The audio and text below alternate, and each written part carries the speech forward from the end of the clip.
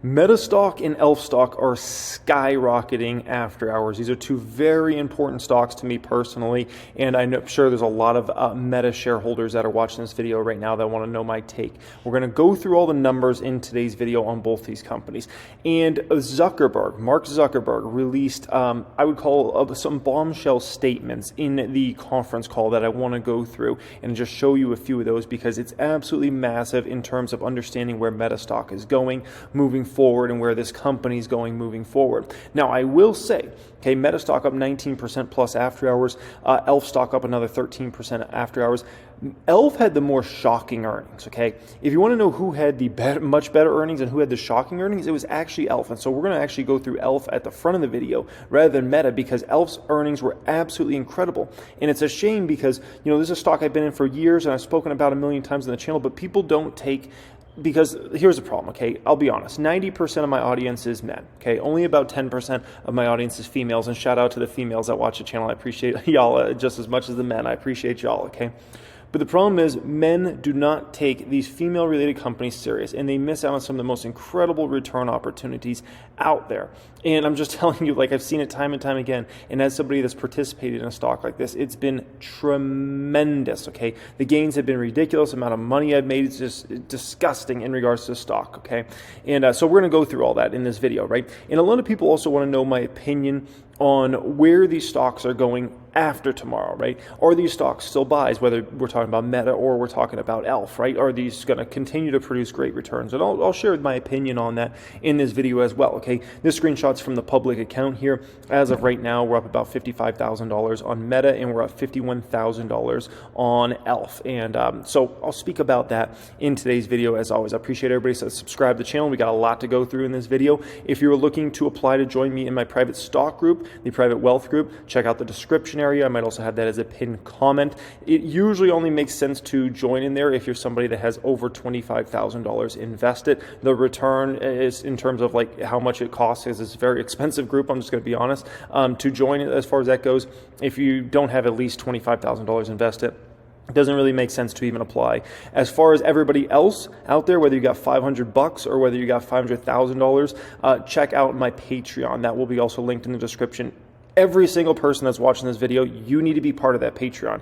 I made it affordable to everybody. It's literally like $2, like $2.50 a week to be part of that. And you're literally getting to see me build a portfolio from scratch every single week, getting to see what I'm buying, exactly how I built. As somebody that's been in the market for 15 years and is really, really good at this stuff, okay? It is the most valuable thing. Like you could join out there to spend $2 or $2.50 a week. And if you don't have $2 a week to be able to spend on this, like, don't watch this video. Go freaking work at Uber Eats or Uber or DoorDash or something, okay? I'm just going to be honest. Like, if you don't have $2 a week, just get off this video right now. Get it off, okay, and go make some dang money because you're not spending your time in the right way possible, okay? And so everybody that's watching this right now, you need to be part of that Patreon. Watch me build that portfolio and see exactly how I do it step by step. Let's get through this, okay? So first thing up, Terang. Need to give this man all the respect in the world. There's definitely, you know, as I've been in the market for 15 years now, there's been some CEOs who really let me down. And they let me down in a huge way, okay? And they just ran their companies into the ground, and as an investor, just very disappointed. And there's certain other CEOs that have done me so well, and I have all the respect in the world for those folks on how well they've executed, okay? And Elon Musk would definitely be one of those, okay? And Terang is another one. This gentleman, since the day I invested in the stock, he has ran this company so phenomenally.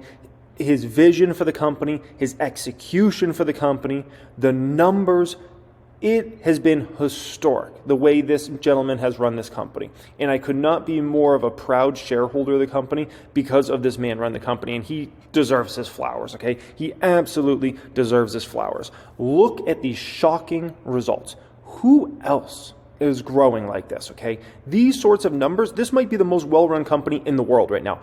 And I'm not exaggerating, the world. I don't know a company that's executing better than this company in the world. And then I own some of the best companies in the world, Tesla and many others, right?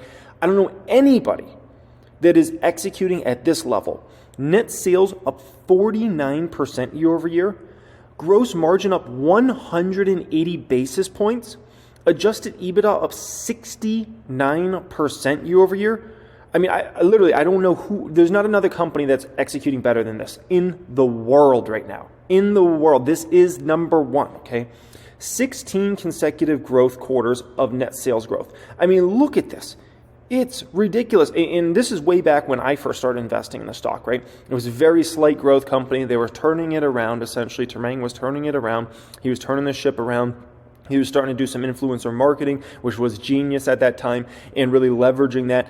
And ever since that time period, it has just been an absolute growth engine. I am very fortunate that I came across the stock when I came across it, because that one changed the game, obviously, right? And 49% growth. I mean, think about all these growth quarters, right?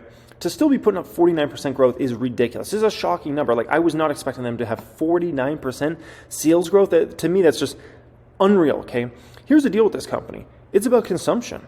I mean, look at this. 36% consumption growth in the color category versus 8%, right? I mean, what this should basically tell you is they are stealing market share left and right from competitors. Top 5 mass cosmetics brands share basis points versus a year ago. e.l.f. is the fastest growing of the category by a lot, right? CoverGirl's basically experiencing down numbers. Revlon's getting really close to down numbers, right? L'Oreal's eking out little gains there. Maybelline's doing decent. And there you got e.l.f. beating out everybody by a large margin. It's not even like it's really close, right? In terms of consumption for the skincare category, e.l.f.'s at 34% consumption growth versus 6% overall for the category. They are knocking it out of the ballpark. I mean, it's just incredible. And the thing with e.l.f. is they make very affordable products that are high quality, right? And I use some of their skincare products. They're absolutely phenomenal, okay? Absolutely phenomenal. I use them in Honest, obviously, right? As far as leadership and core segments, I love companies that are number 1, number 2 in their segments, right? And e.l.f. has become that now. As far as brushes, number 1, primers, number 1, setting spray, number 1, eyebrow, number 1, eyeshadow, number 2, concealer, number 2, and sponges, number 2. Absolutely phenomenal leadership there. Look at this. This is insane, okay? Adjusted net income is up over 100% year over year. Over 100%. Adjusted EPS is doubled year over year. The great thing with e.l.f. now, it's about profit time now, okay? Profit time. This, the last, 3 or 4 years was really about growth in margins, growth in revenue, growth in market share.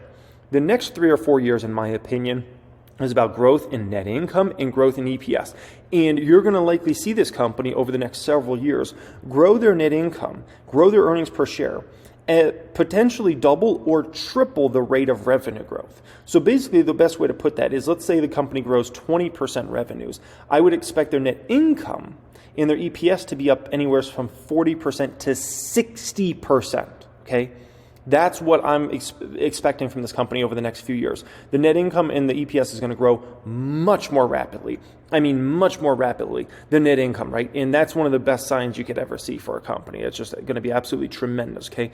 As far as the 2023 outlook, check this out. Net sales expected to be up 38 to 39%. Adjusted EBITDA, 110 to 112 million. Adjusted EPS, $1.37 to $1.40. And adjusted net income, 75 mil to 77 mil. Extremely strong numbers. And this sales growth is just ridiculous. I mean, when you think about all the growth this company's had over the last number of years, to still be expecting these sorts of growth rates, I mean, in this time period, think about this time period, right? And what did I always tell you guys for the years and years and years about e.l.f. stock? What I told you time and time again is this is a company that if consumers are ever in a tight spot, if there's ever a recession, they're going to grow massive market share epically. And the reason being is their products are just as high quality, honestly, as some of the higher end brands. But they're at a fraction of the cost of a lot of the other higher end brands, because e.l.f.'s about pushing volume. Other ones are about trying to sell their products for top dollar, right? And so e.l.f. is ultimately seeing what? The consumer in a tighter spot. And guess what? All those folks are going to e.l.f. Those folks aren't going to leave e.l.f. because they're going to find out, oh gosh, these products are just as good, if not better, than the brands I used to spend double or triple the amount of money on, if not quadruple the amount of money on. That's the beauty in e.l.f. And I've called this out for years and years and years. And for the folks that obviously heard that message, I'm glad you heard that message, okay? Gross margin outlook. They're expecting 200 basis points, okay, of gross margins up year over year in 2023. That's amazing, man. I mean, even myself, I'm like, can they really increase gross margin anymore? Like, of a goods company, this is some of the best You would think this is a freaking software company. Even some software companies don't have gross margins like this. This is ridiculous, man. Absolutely incredible, okay? Now, do I think Elf's still a moneymaker? Yes, I do, okay? But my belief on this is, why would I not invest more into Elf now? Well, just to be quite frank, I believe Honest is going to give me much bigger gains than Elf. It's not really about what happened over the last 3 or 4 years. It's about what happens over the next 3 or 4 years. And what I personally believe is I believe Honest is going to give me exponential returns compared to Elf over the next 3 or 4 years. And so I'd much rather have my new money, obviously, invested in Honest over this next 3 or 4 years versus Elf. I love to hold Elf. I love the stock to do great, and I think it will continue to do very, very good. But I just don't think the returns will be anywhere close to what Honest is going to produce. For Honest, they're at the stage Elf was in 2019. That's where Honest is in 2023. Where for Elf back then, it was really about revenue growth and getting margins to start coming around and get better and better. And that's exactly what I think we're going to see play out in Honest. And honestly, no pun intended, I think Honest has a much bigger opportunity than Elf did. Elf was only cosmetics. The thing that's huge about Honest is they're pushing into beauty much bigger and bigger and bigger, but also they have all these other products like soaps and shampoos and diapers and wipes and all these other consistent category growers that they're growing market share into.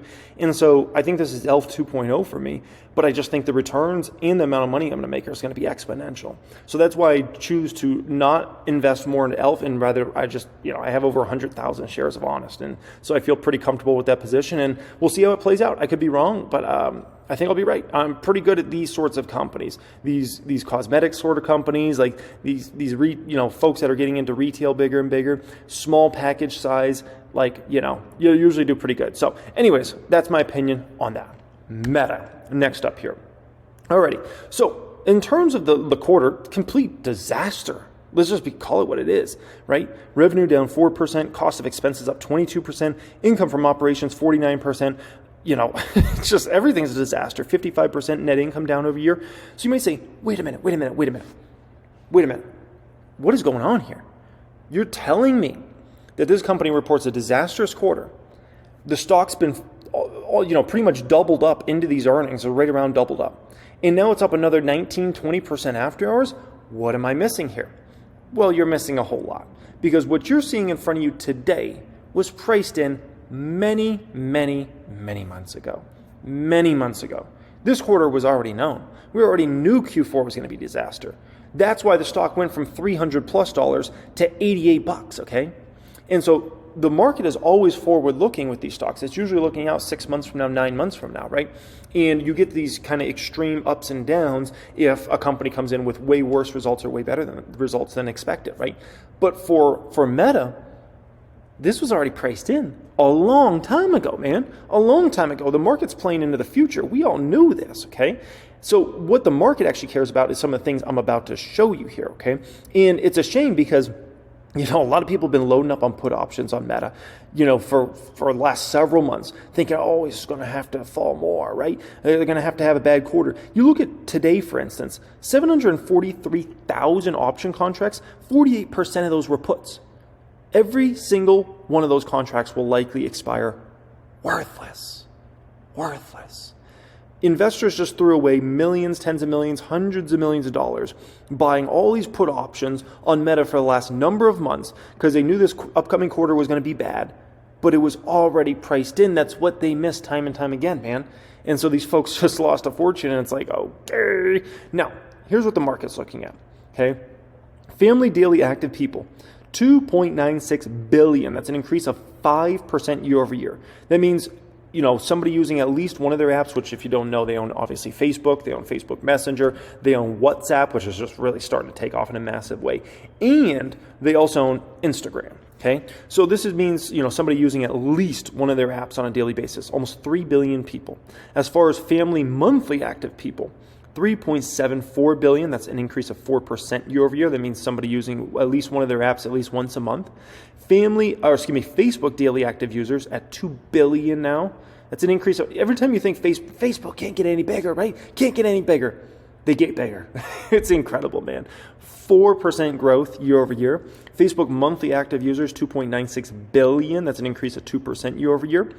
Ad impressions for price per ad. So as far as impressions went, they increased 23% year over year. But in terms of average price per ad, that decreased 22%, okay? So basically, it's a lot cheaper to advertise on Facebook than it's been in some time. And something I think a lot of folks, some folks thought revenue would be down some epic number here, okay? So by the way, revenue came in better than expected. Revenue down 4%. That's a decrease of 4% and 1% year over year for the fourth quarter and full year 2022. A lot of folks expected Meta's revenue to be down 6 to 7%. So the fact that they came in 4% was much better than expected. But here's the bottom line, okay? Everybody's like, oh, it's a tight environment. Companies pulling back on marketing. Companies pulling back on spend. What have I always told you guys? The last place you pull back on if you're pulling back your marketing budgets is Facebook and Instagram. The number one, if you ask anybody that knows anything about running a business, I don't care if it's small business, mid-sized business, large company, where's the number one place you advertise? Facebook over everything else. Everything else. You have a million places you could advertise. The number one place is Facebook. Where's the number two? Instagram. Where's the number three? Google Ads, YouTube. Then you start going through the line further and further and further, and then you can get to television ads and newspapers and everything else, and Twitter and all, TikTok and all those, Snapchat, all those other things. But when companies get tight around advertising budgets, they say, you know what? We don't want to experiment on Snapchat. Instead, we want to know what actually gets us a return, which is Facebook. That's the beauty in Facebook's business model. When you are the kings, when you are number one player in the market, when you give folks the biggest bang for their buck, they're going to continue to spend on you even in a tight environment where companies are watching their marketing spend in a very, very substantial way, right?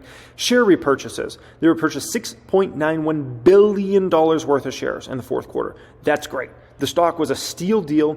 Great. I mean, there's many times I see companies waste money on share repurchases where they'll buy shares at bad pricing. This was a great steal. Great steal, okay? And we're still going to get to the Zuckerberg kind of bombshell that he was talking about on the conference call there. Cash and cash equivalents came in at $40 billion plus dollars. Long-term debt, $9 billion, almost $10 billion there. Headcount, this is important here. Headcount came in at 86,000 as of December 31, 2022, an increase of 20% year over year. But listen to this, okay? This is important. Our reported headcount includes a substantial majority of the approximately 11,000 employees impacted by the layoffs we announced in November 2022, who will no longer be reflected in our headcount by the end of the first quarter of 2023, okay? So basically what that's telling you is the headcount's going to be down substantially next quarter, okay? Because a lot of these folks that were cut were still in those numbers for whatever reason, okay? So maybe they were just on payroll or I don't know, somehow in the system still for December 31st. So that's something very important to understand there and be aware of. Restructuring. This is an important part for especially a lot of Wall Street folks. They want to see this, right?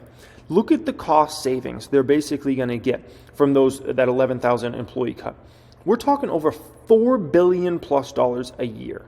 Over $4 billion. It's not a small number, man. Over $4 billion. It's an incredible, incredible number, which is kind of right around what I thought. I listened to the Goldman Sachs call. This was a week ago or 2 weeks ago, right? And Goldman Sachs did a cut, and I heard what their cost savings was, and then I was kind of thinking about it in regards to Meta, and basically the number was kind of right on there. This is significant. And what this does for the profitability of the company, what this is going to do to net income, EPS, everything across the board, that's big. But that's actually just small potatoes. That's actually the small number, okay? We get bigger numbers here. First off, first quarter, they expect revenue to be 26 to 28.5 billion. Folks, that is better, much better than most folks on Wall Street expected. That's good news, okay? And there's no sign of oh my gosh, Meta's revenue's plummeting, this is awful. This matters more to Wall Street actually though, okay? Listen to this. We anticipate full year 2023 total expenses to be in the range of $89 billion and $95 billion, lowered from the prior outlook of $94 to $100 billion. That is epic, okay? That is absolutely epic. I mean, we're talking about, this is a minimum of $5 billion difference now at this point in time, okay? Minimum $5 billion. But it's a possibility that it's, $11 billion difference. Let's say they were thinking $100 billion before, and now you're thinking more to 89. That's $11 billion of difference. So basically, this company's not expected to spend nearly as much in 2023 than they thought, okay? We expect capital expenditures to be 30 to 33 billion, lower from the prior estimate of 34 to 37 billion. I mean, guys, this is everything. Everything investors could have wanted, they're getting in this, okay? I mean, we're talking about a $4 billion plus difference here on the low end there, right? $4 billion and on the high end. So you're talking about epic cost savings here. Epic cost savings here. You're talking about multiples of billions of dollars. This is going to matter in a meaningful way to net income, to margins, to EPS, to everything across the board, okay? Now, here's some huge commentary from Zuckerberg. This was his initial statement. This matters in such a significant way because it shows you how Zuckerberg is tied in with ultimately bowing to Wall Street, as you could say, okay? 2022 was a challenging year, but I think we end it having a good progress on our main priorities and setting ourselves up to deliver better results this year as we look to keep pushing on efficiency. Oh, Zuckerberg talking about efficiency now? Ooh, I said last quarter that I thought our product trends looked better than most of the commentary out there suggests. Yes, Instagram Reels is taking off like a beast right now. I think that's even more the case now. We reach more than 3.7 billion people monthly across our family of apps. On Facebook, we now reach 2 billion daily actives and almost 3 billion monthly. The number of people using Facebook, Instagram, WhatsApp is the highest it's ever been, okay? WhatsApp, it's still, I think WhatsApp might have the biggest growth of all of them, and that's crazy for me to think, because I used to not even care about WhatsApp. As a meta investor, I used to be like Facebook, Instagram, who cares about WhatsApp? Now I'm starting to see the light at the end of the tunnel for WhatsApp in terms of like what that could drive for the company on top line and user metrics, like ridiculous. Before getting into our product priorities, I want to discuss my management theme for 2023, which is, quote, the year of efficiency. Oh, tell Wall Street what you want. Tell them what they want to hear, okay? Because damn it, that's exactly what they want to hear. Oh my gosh. Sheryl Sandberg, I understand she's not really a piece of meta anymore, but damn it, she might have helped a little bit here, okay? Come on, Sheryl, did you say something? You say something to Mark? I mean, come on. You must have said something here. Come on, man. Come on. We closed last year with some difficult layoffs and restructuring some teams. When we did this, I said clearly that this was the beginning of our focus on efficiency and not the end. Ooh, okay, speaking more of what Wall Street wants to hear. Since then, we've taken some additional steps, like working with our infrastructure team on how we can deliver our roadmap while spending less on CapEx. Oh gosh, okay. Wall Street's salivating now at this point in time. Next, just ridiculous. Next, we're working on flattening our organization structures and removing some layers of middle management to make decisions faster. I think that wouldn't be a bad decision because, sometimes you can get managers that manage managers. It gets weird, okay? If you ever worked for a big bureaucratic company, you know what I'm talking about. When you got the managers managing a manager, it's a weird environment. But that happens, okay? As well as deploying AI tools, artificial intelligence tools, to help our engineers be more productive. As part of this, see, that's the thing I think a lot of people don't understand. Like, Meta's been spending a lot of money over the last number of years. It hasn't just been on the metaverse. They've been spending money like crazy on artificial intelligence. Zuckerberg understands these next big, huge trends, right? And these next big waves. And they've been spending a fortune on artificial intelligence. And so, if you're thinking about companies that might be the biggest direct beneficiaries of artificial intelligence wave, you might be looking at it right here. And just a lot of people aren't even recognizing it as that right now, right? As part of this, we're going to be more proactive about cutting projects that aren't performing or may no longer be as crucial. But my main focus is on increasing the efficiency of how we execute our top priorities. I think there's going to be some more that we can improve on productivity, speed, cost structure. In working this over a sustained period, I think we'll both build a stronger technology company. Boom, okay? Boom. That's bombshell Zuckerberg just dropped there, okay? This man sounds completely focused on watching cost, watching spending like a hawk, and obviously just making sure they execute flawlessly, which is a big tone change in Zuckerberg versus a year ago, which was very much focused on like, we're just going to spend. We need to hire as many people as possible. It's a very much a shift. And this is a shift that Wall Street wants to see. And so this is one of those situations, could the stock go back over 200? It could happen pretty dang quick because I'm telling you, he just gave Wall Street everything they could have ever wanted, man. He laid it to him on a plate there. I mean, just literally, there was nothing that he couldn't have said or done. Like, this was everything, okay? Now, for Meta, is this stock still a buy? Is this stock still easy money, right? So as of tomorrow, I should be up minimum $75,000 in this position in the public account, but it's probably going to be up $100,000 plus as of tomorrow, right? Is this stock still a buy? The answer to that is yes, absolutely. It's still easy money. It's still a buy. This maybe all the way till about 250 is kind of like easier money. Let's just call it that. Over 250, it's still a buy at that point in time, but just don't, in my opinion, expect as big of returns at that point in time from a stock like Meta. You know, when you talk about over 350, that's, you know, kind of like the pullback stage there. If you're talking over 450, that's an opportunity to maybe potentially take profits, put it somewhere else, or just hold for the long term, which is something I'll probably do. I mean, if this stock was, here's the thing with Meta. This stock could be $450 tomorrow. Here's the difference with me at $450. Am I still buying Meta at $450? No. Am I selling Meta at $450? Probably not. Like literally, there would still be no reason for me to sell this stock even at $450. Like, this is such an undervalued stock right now with such a great next 10, 15 years in front of it that I have no reasons, zero, to cut that position even if the stock was $450 flipping flapjack in dollars tomorrow. Hope you guys enjoyed today's video. As always, I appreciate every single person that has subscribed to the channel and watches the videos. And also, make sure you get in the Patreon. Don't waste time. Get in there, man.